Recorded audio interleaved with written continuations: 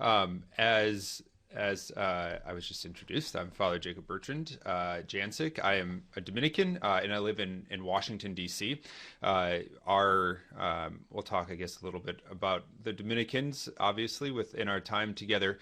But I belong to a province that is mostly on the East Coast, so we're the Eastern province here in the United States. But we'll talk about that in a little bit. So, in any case, it's great to be with you, and I'm excited to talk to you about St. Dominic and about our order and about our life a little bit. So I think perhaps the best way to go about this is to go in sort of chronological order, start from the beginning with St. Dominic, and then talk about the founding of the order, because I think that's important for understanding the way in which we live. And so then I'll talk a little bit about our way of life, and some other points about us, and if we have a little bit of time, if I have a little bit of time at the end to talk about some of our saints, or at least mention some of the saints of the order.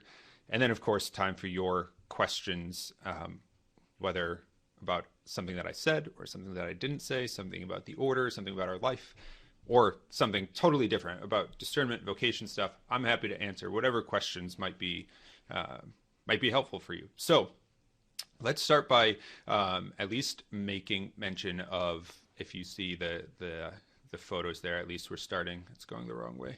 We're starting here with the order of preachers. So often, there it goes, it's still moving.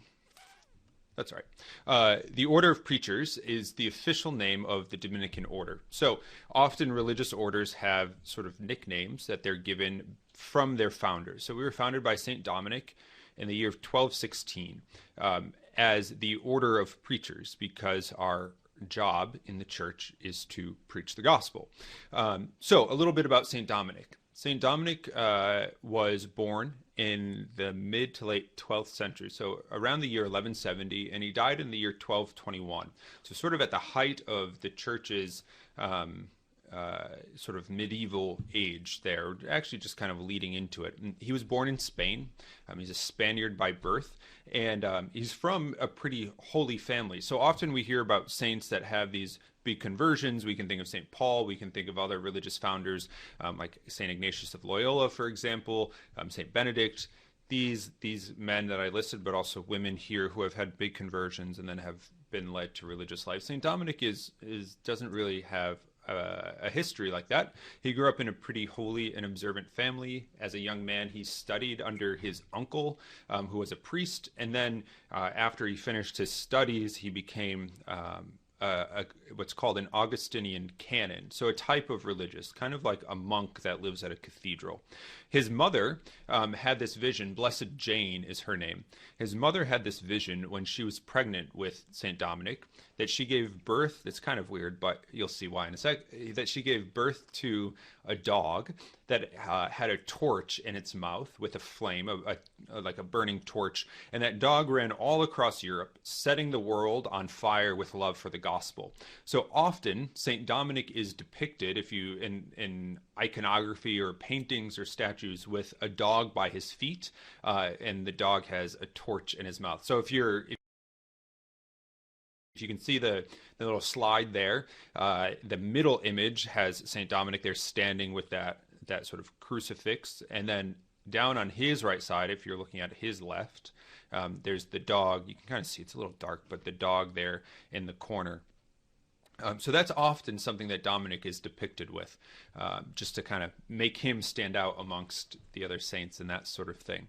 When Dominic was a canon, when he was living that sort of monastic life at the cathedral in Osma, Spain, he was asked to go on to accompany his bishop on a mission to help arrange or settle a dispute or details surrounding the marriage between a prince and a princess. And as they were traveling from Spain over into west through Europe, they encountered this heresy in the south of France called Albigensianism.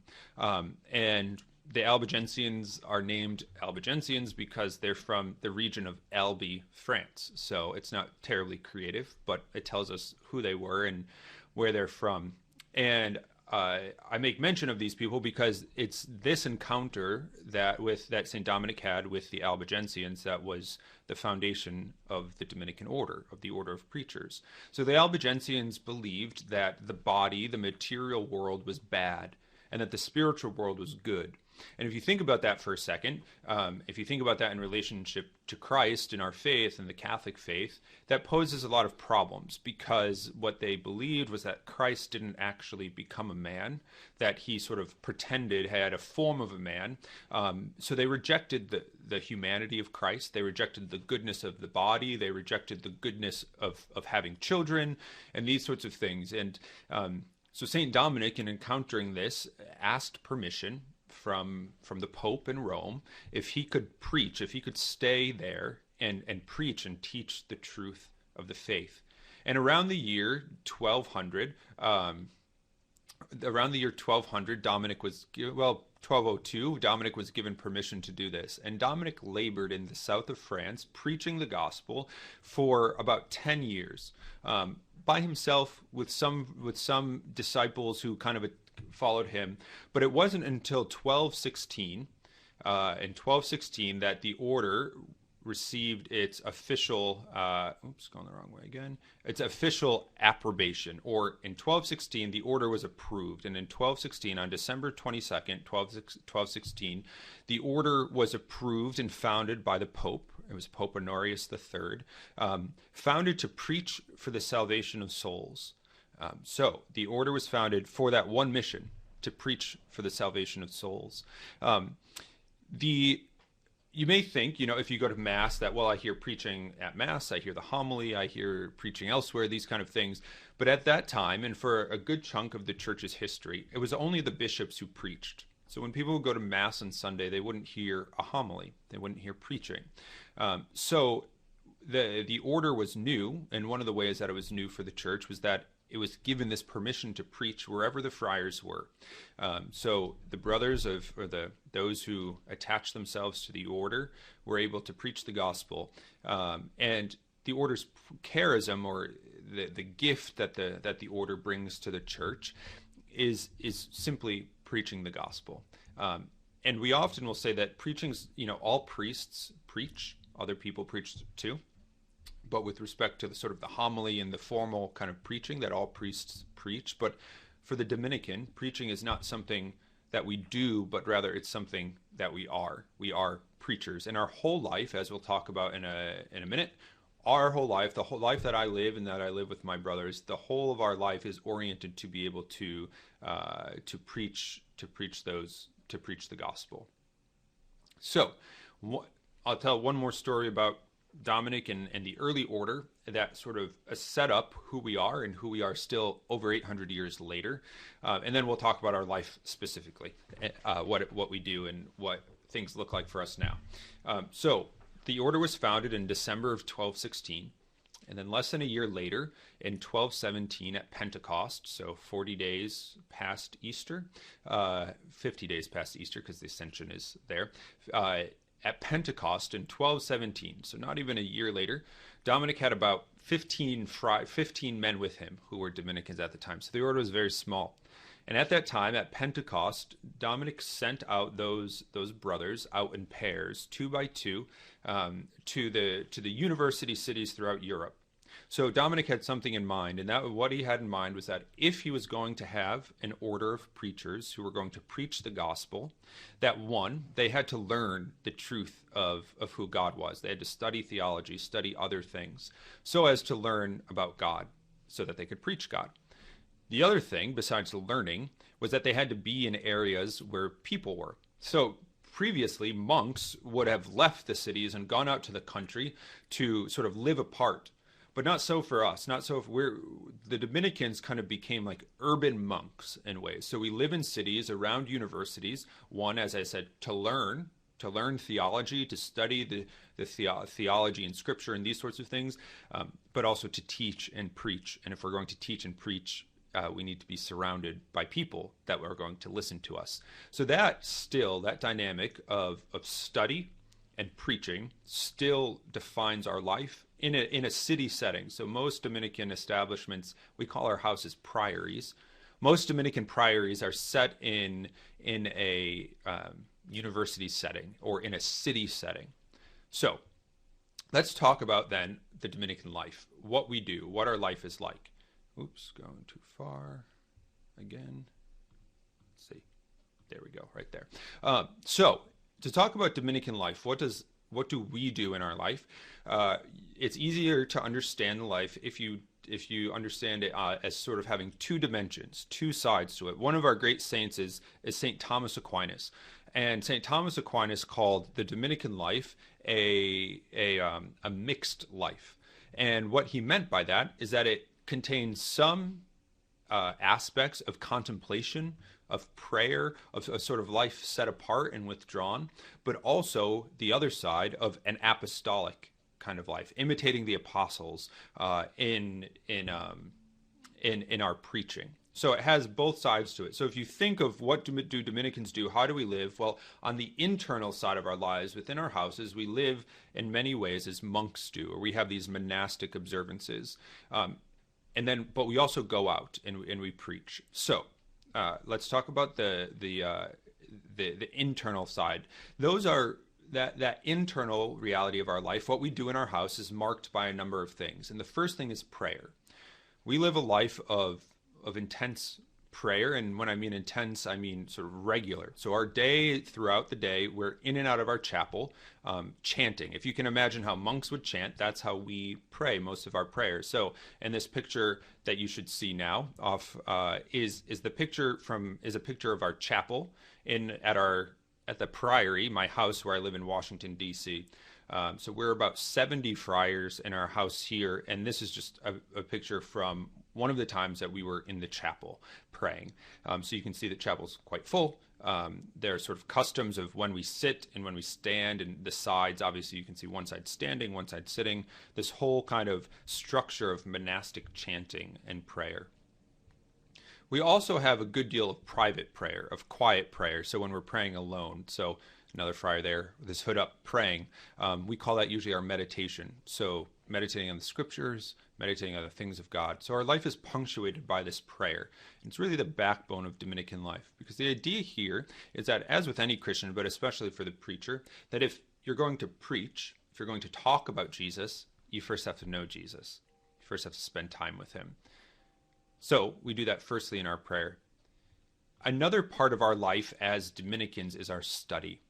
So Dominic, as I already said, sent his brothers out right away to the university cities of Europe so as to study the gospel and to study theology. And that's still a very big observance in our life now. So we study all the time. We study for our classes that we're in, but we also study as part of our prayer. We approach it from that it's, studying the things of God, studying theology, studying scripture is a way by which we, again, get to know Christ, a way by which we get to sort of dive into that friendship with Christ.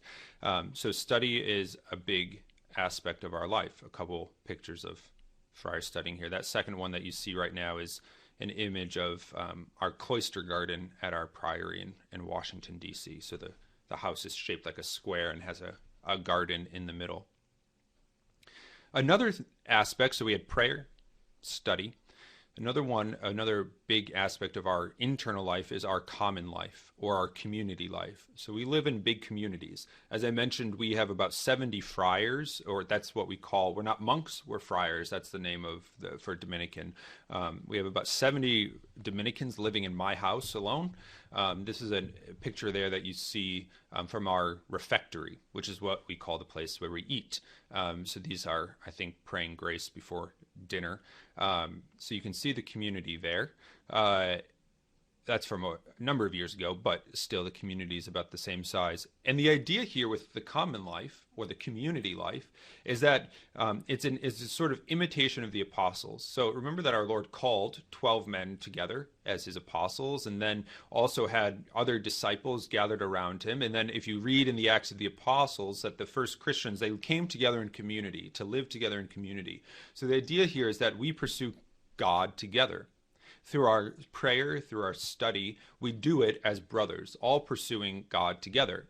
there are spiritual benefits from being able to pray with each other, from being able to support each other in our work, study with each other, but also practical elements. So we all have jobs in the house that we have to carry out, whether it's a cleaning or something else like that, but it helps our communities run easily and function well. Right. So the other thing that you may have noticed in all of these pictures, even the paintings of Saint Dominic, is what we're wearing. So when we talk about some of our disciplines in the life, there are a handful here. So to talk about three in particular: our habit, which is what we're wearing, silence, and penance. So those three go together, and those would be the last three on this internal side before we talk about the preaching. So so we talk about prayer, study, the common life, and now we talk about our disciplines, what we do in the life. So the habit, I'll talk about the habit in a little bit more down in a little bit when we get to that. But we also keep a good deal of silence in our house.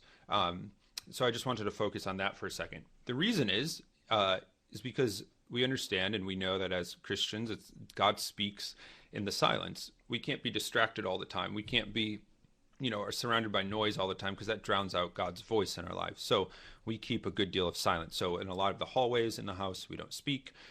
We have silent meals often when we eat, with a reading of something about a life of a saint or from the scriptures, something like that, so as to constantly help our minds turn to God rather than social media or movies or TV or that sort of thing. So just to help us focus on God. So there we have one side, the internal side, with prayer, study, community life, and some of the disciplines. The other side of that mixed life is the life of preaching. So let's see, just some more community life pictures there, brothers together, but we'll move to preaching. So preaching is our job. Of course, we preach from the pulpit at Mass, but we also preach in other arenas or other places. Often this has to do with teaching. So Dominicans are often teachers. The sisters often teach at, elementary, middle, high school, and then the friars often teach in university positions. So between our preaching in a parish, at Sunday Mass, at other sort of things, I know in the introduction, a podcast was mentioned, so I'm a host on a podcast, these kind of things, but also teaching is a big dimension of our life. So friars teach other friars, but we run a college in Rhode Island, and we run a college in Washington, D.C., and then we also teach at other institutions. So that's a big part of how we proclaim the gospel. Just some more pictures there of teaching and preaching. I guess a couple other things that I wanted to talk about was the religious life more specifically. So as Dominicans, most of us are priests. There are some brothers in the order, but most of us are ordained priests. But we're also religious priests, and what that means is that we take vows. So we enter the order and we receive the habit, and then at some point, after some time in the order, we take religious vows, and we take vows of poverty, chastity, and obedience. So why do we do that? Well, because that by professing those vows to be poor, to be chaste, and to be obedient to our superiors, we imitate Christ, who was poor. He didn't have material possessions. We imitate Christ, who was chaste. He wasn't married. And we imitate Christ, who was obedient to his heavenly Father, but also his earthly family, to Mary and Joseph. And through living a life of poverty, chastity, and obedience, we seek to live with Christ more closely by imitating him, and by also clearing out even things that are good, even the goods of family life and these sort of things, to be solely attached to Christ and solely attached to our mission of preaching. So this picture here you have over on the side are a group of our novices with a couple of the priests in there who are part of their formation. But that is right at the beginning. I mean, we all wear the same habit all the way through, so you couldn't tell from them wearing anything, but that they were at a different stage in the life. But they are, but in that picture, they had just received the habit that day. So newly vested, we would say. This is a picture of our profession, of a profession. So the men on the floor, part of our, when we talk about religious life, part of the idea here is that we're giving our whole life to God so as to serve the church in a particular way. And you see the friars on the ground there. We call that a prostration. We lie down when we're making our vows on the ground as a symbol of giving our entire lives, sacrificing our entire lives to God. So this is from one of our professions. And then, of course, as I said, we're ordained priests. So I think that ordination was a couple years ago, that photo, but our men are ordained priests, and at the end of their formation, so as to preach the gospel, to study, to hand on the truth, these sorts of things. So just some pictures there. I mentioned that I live in Washington, D.C. My province, the area, so the order is a global area, but then it's divided into provinces, sort of like states or countries. My province goes as far west from the East Coast, as far west as Ohio and Kentucky, and then Kentucky and Virginia are our southernmost borders, and everything northeast of that is our territory. And then the rest of the country is divided into 3 other provinces of Dominicans. So there are 4 provinces of Dominicans. This is a picture of the Dominican House of Studies in Washington, where I live, where we live with those 70 friars. In our province, all told, there are about 300 Dominicans, and in the world, there are about 6,500 Dominican friars. But in the order are not just friars, not just men, but also cloistered nuns and active sisters who teach. So the order includes both men and women. Now, we don't live together or those kind of things, but the order does include both men and women. And as I mentioned, a lot of the sisters who aren't cloistered, who don't stay away in their convent, teach.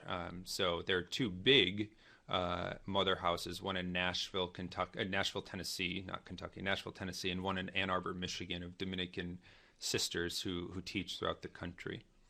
I guess just in the last couple minutes of my talking to you before we get over to the questions, well, here's another picture of us. I was just going to mention some of our great saints. So the Dominican order, as I said, was founded in 1216, and in that time, we've had 69 men and women canonized. So there are 69 Dominican saints in the order. There are a number of blesseds in the order, but 69 saints. Some of them include, or some of those saints are St. Thomas Aquinas, who is perhaps one of the greatest known Dominicans, certainly one of the greatest known theologians who's ever lived. He died in 1274, so he was kind of a second generation Dominican. St. Dominic died in 1221, and St. Thomas died in 1274. So if you're looking at that picture there of that crucifixion with the Dominican saints around, if you look a couple to the left of Christ, the first friar standing in black with that sort of black hat on with the little circle on his chest, that's a sun on his chest. That's St. Thomas. He's often depicted with a sun on his chest because of his ability to sort of teach Christ, who is the light, so to bring light to that. Another great Dominican saint is St. Catherine of Siena. She was from Siena, Italy, died in the 14th century, and she was a wonderful witness and somebody who worked for the unity of the church. At the time, there was confusion about who was pope and these sort of things, and she was a great mystic, a great contemplative, and also a great promoter of the church's unity. So she's in the picture too, just kneeling down. She's the woman kneeling down to the left of the crucifix with kind of looking up towards Christ. St. Pius V, I'll just name a couple more. St. Pius V was one of our 5 popes, so there were 5 popes who were Dominicans. He is standing in that painting, 3 people standing to the right with the big sort of crown, the papal tiara on his head. St. Pius is the reason, at least legend has it, is that why the Pope wears white. So when St. Pius was Pope, he died in 1572. When he became Pope, he didn't want to give up wearing the habit. So he began wearing white as the Pope. Before, the Pope wore purple or red, depending. But it was because of St. Pius that the Pope wears white. Two more, St. Rose of Lima and St. Martin de Porres. St. Rose of Lima and St. Martin de Porres were saints from South America, from Peru, and some of the first canonized saints of the New World, of the Americas. So they both died in the 17th century. St. Rose of Lima, you can see, is kneeling all the way on the left. She has the roses around her head. She's kneeling there. And St. Martin de Porres is kneeling on the right, with a black cape kneeling on the right. So a couple of our saints there. So with that, I think that, giving you an idea of our life, we've been around for 800 years for the sole purpose of preaching the gospel. We live, again, just to sort of recap real quick, we live a life that we call a mixed life. So it has these monastic elements so as to come to know Christ, so as to preach Christ. And then we preach the gospel. So I think, at least by way of my presentation, that kind of covers a lot. So I see some questions that you all have here. There's, certainly feel free to ask more, and then they'll be put up here. But I will just start answering them in the order that they're given to me. So the first question that I have in front of me is, how old was I when I entered into the community? So I was 22 years old when I entered. I entered straight after college. So I graduated from Marist College in 2010. And then I entered that summer, in the summer of 2010. And that was, that'll be 11 years ago this summer. So we have to finish. Before a man can enter the order, he has to finish his college degree, so a 4-year college degree. So that was the earliest that I could enter was when I was 22, just finishing college. And I'm 33 now, so I've been in the order for almost 11 years, which is kind of hard to believe. Okay, second question. The Hillbilly Thomas, some of whom I believe are in DC, just released a new album. Have you listened to it, and do you have a favorite song? So yeah, the Hillbilly Thomas, there are only a few of them left in DC. A lot of them have been assigned. Let's see, one of them is living in Rome now. There's one living in Philadelphia. They're kind of scattered. A couple in Providence, Rhode Island. So I've lived with all of them actually at different points, and I know them quite well, a number of them. Do I have a favorite? I have listened to the new album. I don't know if I've listened to it enough to have a favorite song on the new album. On the old album, I'm a Dog is a really good song, and I really like their Father Justin Bolger, who's one of the Hillbilly Thomas, wrote or arranged this Amazing Grace on the old album that I really like a lot too. So I would say those. But one of the great joys is that the Hillbilly Thomas started not as like a recording group, but as a group that would play just around the Priory and for different events. So a lot of I know more of their stuff just from them playing with the community. And that's a great part of community life and living with a lot of the brothers, is that we're able to do this. All right, next question. What is the hardest sacrifice you have had to make? That's a great question. So I would say being away from my family. So I've always gotten to speak to my family on a weekly basis, and I still get to do that, but I don't get to see them terribly much. So that's a little, that has its hard, difficulties. I usually get to see my family twice a year. So unless there's a special event. So for example, my sister, I'm the oldest, I have a brother and a sister. My younger sister is getting married in June. So I'll get to go home for that wedding, and I'm going to do the wedding and that sort of thing. So that's exciting. But I think being away from family can have its difficulties. And the brothers are great, but the brothers aren't family in that sort of sense. So they certainly help, but sometimes, being away from family can be tough. What's the best way to discern the priesthood? What called me to religious life? That's the next question. So the best way to discern the priesthood, this is what so as a vocation director, I work with men who want to apply and enter with us. And this is what I always tell them. So I'll tell you the same thing. I think the best way to discern whether that's a vocation to priesthood, to religious life, for men and women, to religious life, to the married life, the best way to discern is in the context of conversion. That's what I always say, within the context of conversion. And that really means within the context of the Christian life. So sometimes we think that, like, if I'm going to discern well, I have to come up with this like new prayer routine, and somehow then God will give me the answer. Well, I don't think that's true. I think that first we have to live the Christian life well. We have to frequent the sacraments, go to Mass, go to confession. We have to pray regularly, develop these habits. And we have to do those things because it's in that we grow closer to Christ. We become more conformed to him, which is the point of being a Christian. And as we grow closer to him and as we become more conformed to him, we then in turn are better able to hear him and to do what he, to follow what he's asking. So practically, what does that mean? Well, I think it means this. It means going to Mass, obviously on Sundays, but if you can get more often, to a daily Mass or something like that, great. Go to confession regularly, develop that habit, whether it's monthly or something like that. Have time for prayer each day, especially some time for silence. Cultivate that ability to pray, even if it's difficult. It's good to be able to do that. And then seek good advice. Talk to a priest, talk to a spiritual director, talk to your parents, those kind of things. Seek good advice. So I think those are good places to start. What called me to the religious life briefly was that when thinking about the priesthood, I was really attracted to community life, and many diocesan priests, just because of the state of vocations, live on their own, and that wasn't something that I wanted to do.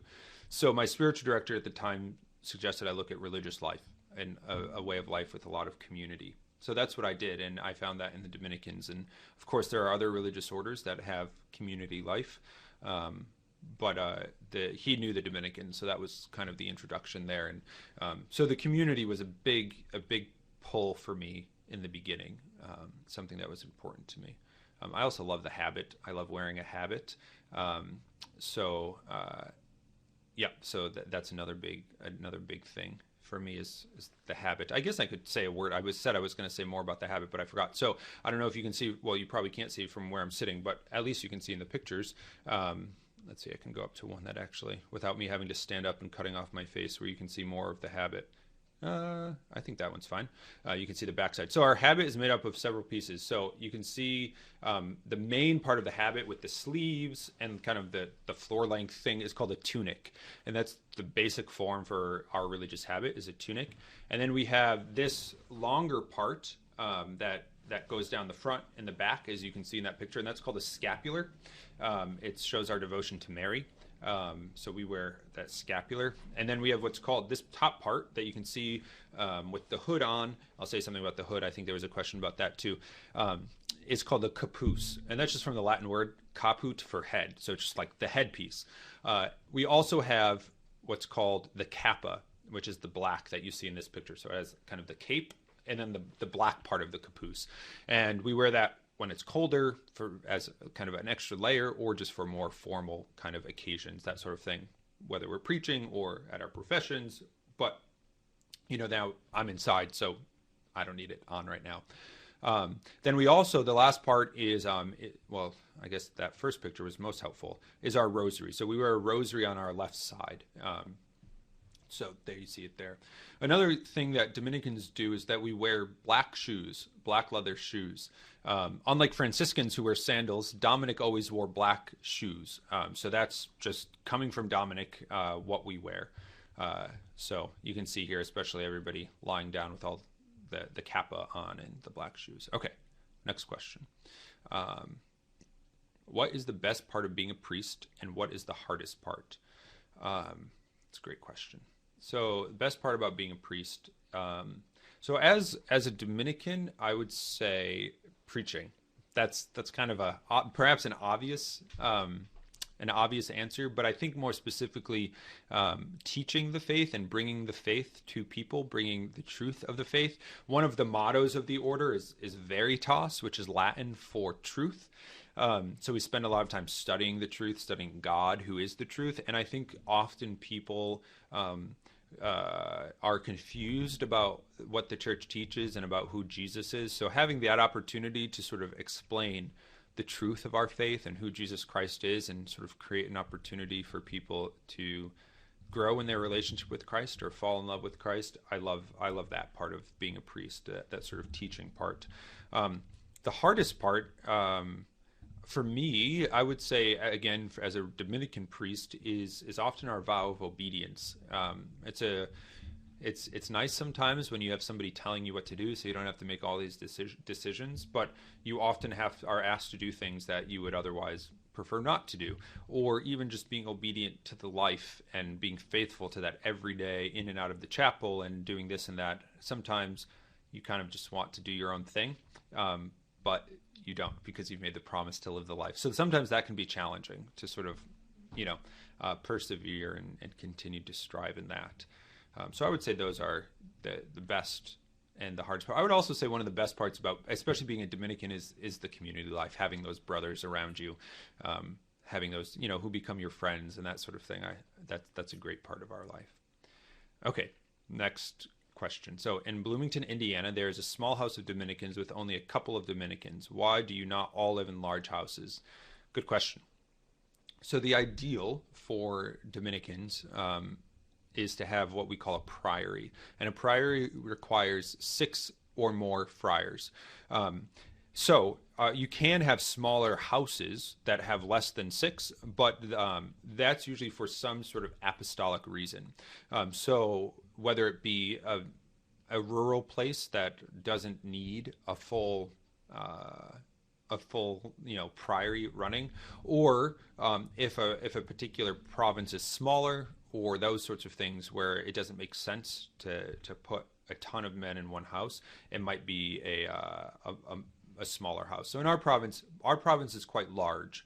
So a lot of our houses tend to be bigger. So the house that I live in with 70 is the largest. We do have a number of houses with 40 friars in them, and a couple in their 20s and 30s, and then we have a handful in like the priory range, so like single digits, and then we do have a couple small houses. But our province, when Dominicans first came to the U.S. in 1805, we were sent out to rural Kentucky and Ohio. And in 1806, we established the first Dominican house in America in Springfield, Kentucky. That's not true. I'm sorry. In Somerset, Ohio. Springfield was the second. And in Somerset, Ohio, that parish was established, in 1806, and we still are there. That's still a running parish. But we only have 3 friars, I believe, there right now, because it's just a small rural place. So for those reasons. All right, next question. What is your day like? What do you like to do in your free time? So my day is pretty punctuated by my being in the chapel. So I usually wake up around 5 or 5:30, and then we're in the chapel usually around 6 or 6:30 to do our meditation, to do our silent prayer, and then we have morning prayer at 7. That's followed by mass and then breakfast. So that starts the day every day. After that, until we're back in the chapel, I'm usually working in my office, talking to men who are interested in a vocation, that sort of thing. The students here are in class studying, or the friars are teaching. Then we meet again at noon for rosary, and we pray the rosary together, and then midday prayer, and then we have lunch at 12:30, and then back to work. So today I'm talking to you all for a little bit, and then once I get off, once we're through here, I have a couple of phone calls with a number of men who are interested in applying to the order. And then we're back in the chapel again at 5:30 for evening prayer and office of readings, and then dinner's at 6. And then we're in the chapel again at 9 o'clock for Compline, for night prayer. So that structures the day. We do have free time in that time. So as far as what do I like to do in my free time, I like to play sports still. There are a bunch of us that play soccer a few times a week. We have a pretty big backyard, so that's something that we like to do a lot. I used to run a good bit. As was mentioned in my introduction, I ran in high school and college, so I'm kind of out of shape now, so I don't do a ton of running. But those sorts of things, I like to read. That's kind of like what Dominicans like to do a lot, to read.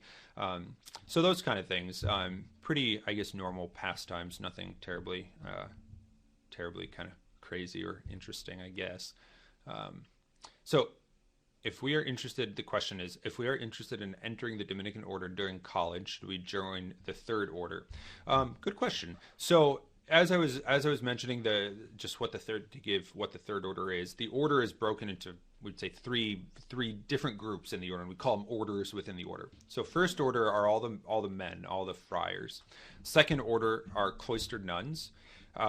Third order, there are 2 types of third order. There are either the consecrated third order, so like sisters, teaching sisters, or the lay third order. So lay people can be attached to the order in a particular way through becoming third order members. It depends. The third order very much depends on the particular chapter. So some chapters are really excellent. Some chapters less so, and it just might be because they don't meet as much, or chapters go in and out of existence depending on the people involved. So it really depends on on the chapter of the third order. So if there's a third order near you that has people of your, your age, college age, and is pretty active, then that might be something to think about. But if not, it's not a sort of stepping stone into Dominican life, whether as a sister or as a brother. So it kind of depends. It's kind of its own thing. There are sometimes it's not. I can think of one of our friars around my age who was in the third order before he entered, but that's all that I know of. So it's not terribly common. All right, next question. How do you know what kind of order of priest to be? That's a great question. So I think that figuring that out, learning about that comes from a couple of things. And I think first that you begin to have some clarity there by sort of taking an inventory or an assessment of who you are. And what I mean by that is kind of what gifts do you have? What talents and abilities do you have? What sort of things get you excited, or what could you see yourself doing? What desires do you have there? Our Lord wants us to be happy, and he's not going to sort of place a sort of mission or a task before us that is going to lead us to be miserable and unhappy. That doesn't mean that things might not be challenging, but he doesn't want us to be unhappy. So often it's a good place to see, like, well, what kind of person am I? What gets me excited? What talents do I have? What desires do I have? Somebody who doesn't have any desire to be in a community or study, or have their life be given to study, probably is not going to make a good Dominican. In the same way that, at least in my own experience, I went to college just north of New York City, and the Franciscan Friars of the Renewal, the CFR Friars, they're based in New York City in the Bronx, and they live an incredible lives of poverty and serving the poor. And they would come up to campus every once in a while. So the first time I saw men religious friars were with this group of Franciscans, and I thought, well, maybe I would want to be a Franciscan, but I never was very attracted to sort of serving the poor with my whole life. So I knew there that being a Franciscan probably wasn't going to work for me. So I think looking at what is it that's attractive, what is it that you desire, and then reading a little bit about religious orders, doing a little bit of research and sort of saying, okay, these do this and these do that, and I'm attracted to this and not that, and then you can kind of narrow down the list and go from there. Next question. What is your podcast, my podcast about? So the podcast is called Godsplaining. There are 5 friars on the podcast, so myself and 4 others.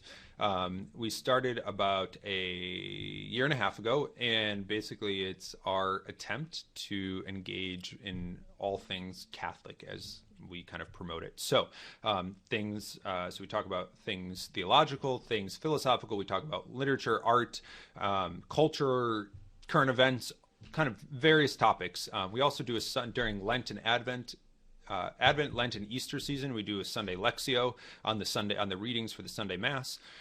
So we try to engage the, contemporary culture with things from a Dominican perspective, from a Thomistic, from St. Thomas, from his perspective of things, and just chat about that. So if you're interested, check it out. That'd be, I don't know, perhaps you'd like it. Perhaps for Lent, we're doing a series called Back to Virtue. So for the week before Lent, our episodes come out on Thursdays. The week before Lent and then through Lent, the Thursdays of Lent, we're walking through the virtues of faith, hope, love, and then justice, prudence, temperance, and fortitude. So there you go. Next question, was it difficult to give up the idea of having a family and biological children? Yeah, I think so. As men and women, we're made for marriage. That's kind of written into who we are. Even those of us who enter religious life, there's still a natural desire for marriage and for family life and these kind of things. So that was certainly part of my discernment. And then part of, when you enter the order, you don't make your vows right away. There's a sort of trial period to live the life and to see, is this something that the Lord is calling you to? And part of that is asking the question of, is the Lord calling you to give up the good and beauty of a family life, of marriage, of, in my case, having a wife and children. And yeah, I always wanted, growing up, I always wanted to get married, pretty soon after college, pretty young, and to have a big family. So that was something that I had to consider a lot. I guess what I would say is that to pursue religious life, is a grace. It's something that God calls men and women to. So we can't force it. I couldn't make this up. So when men and women are called to religious life, when I was called, obviously that was something that I had to consider, but also it's a grace that we're given, just as married couples are given the grace to live marriage, we're given the grace to live the single life, the celibate life. So something difficult, but also there's a great beauty and happiness in the life. So it's even though I'm not married and don't have children, it's not as if I'm sort of longing for those things, or I feel sort of emptiness without them. Our Lord fulfills us in different ways, and in our union with Him and with our community and these sorts of things. So, I think my parents, especially my mom, would have preferred if I had given her grandchildren, but she has 2 other children, and my brother's actually expecting his first baby, so they're pretty excited about that. So they have other children besides me. Okay, what is your favorite book beside the gospel, or aside from the gospel? Favorite book. So if we're talking about literature, like fiction, one of my favorite authors is Michael O'Brien. So he's a Canadian author, and he has a book. He's currently living. He has a book called Island of the World. It's massive. It's this huge book, but I think really excellent and really beautiful. I really like Donna Tartt as well. So she won a Pulitzer for The Goldfinch, and that was made into a movie, but I really like The Goldfinch and a couple of other of her novels. So I don't know if I have a single favorite book, but I would say those 2 authors are my would be up there. There are a few others, but they would be up there. I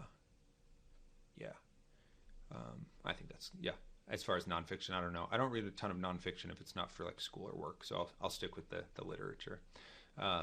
Do Dominicans choose new names like certain nuns do? If so, how did you choose your name? Yes, we do. So the day that we enter the novitiate, when we receive our habit, we also receive religious names. So not everybody does, but most do. So my religious name is Jacob Bertrand, so named after 2 saints. Saint James, the apostle, if his name, James, comes to the English from the Hebrew through Latin, and the Latin for James is Jacobus, or Jacob. Same thing with Santiago. Iago in Spanish is James.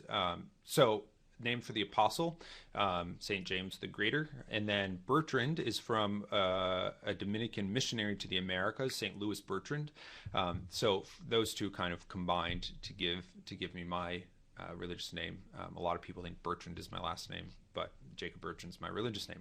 How did I choose those? Jacob, I had a devotion to St. James as being one of the apostles. He's the first martyred apostle, but also one of the great apostles who witnessed the Transfiguration and a number of other miracles with his brother John and Peter.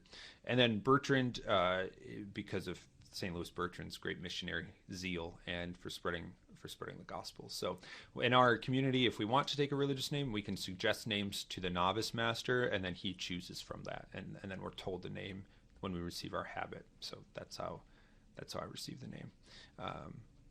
Let's see. Next question. I'm sorry if you've mentioned this, but is there a minimum age education level in order to enter? So it depends on the order within the order. So for the friars, for the men, you have to have, to study for the priesthood in the order, you have to have a bachelor's degree, so 4 years of college before entering. For the sisters, it's less education than that. I don't know what it is. It depends on the monastery for the cloister nuns. And I think for the teaching sisters, you can enter before finishing your 4-year degree, but you would finish your degree while you're in the convent with them before you would start teaching. So for us, you have to do that. But we don't have a college program as the sisters do. So age-wise, for us, it would be around 21, 22. For the sisters, it's a bit younger. So. Another question, when you run and play soccer, do you wear your habit? We do not. So our habit is our default clothing. We wear that almost all the time, but if we're doing things that might get, the habit particularly dirty, or if we are playing sports or that sort of stuff, we don't. We would wear, shorts, t-shirt for soccer and stuff. Where the sisters wouldn't, we do. We don't have a work habit or that sort of thing. Some religious communities have a work or recreation habit. We don't. So if you're, I don't know, some of the brothers, the job is to clean, some of the brothers were painting one of the garages here a couple months ago, so they wouldn't wear their habit when they were painting because they could probably get paint on their habit, and we don't have a ton of habits, so you have to keep them clean. All right, last question. Favorite podcast aside from your own? It's a good question. I wouldn't have said my own. I don't know if I have a favorite podcast, because even though I'm on a podcast, I don't really listen to podcasts. Partly, well, I don't listen to ours ever because I don't like the sound of my voice when I hear my voice played back. So I have a hard time. Sometimes we listen to it to sort of get feedback on, our own feedback so we can do better on the podcast. And I just really don't like that. I hate the sound of my voice. But favorite podcast, I like Catholic Stuff You Should Know. That's one that I've listened to by some priests in Denver, and I've tuned into some of those. So I would say probably that one. Okay, and I just got actually one question from the moderators. But when you change your names, do you legally change them, or how does that work? So no, we don't legally change our names, and my family typically doesn't use my religious name. They use my given name when they talk to me. Especially if my mom's annoyed with me, she'll certainly use my given name. Typically, if we're out and about, they'll call me Father Jacob Bertrand if we're around strangers or stuff, but all my family calls me by my baptismal name and that sort of thing. So my mom told me that even though the order gave me a name, she gave me my name first, so she's gonna call me by my given name, which is just fine, and I think that's what a lot of families do anyhow. So yep, there you have it. I think that's all the questions.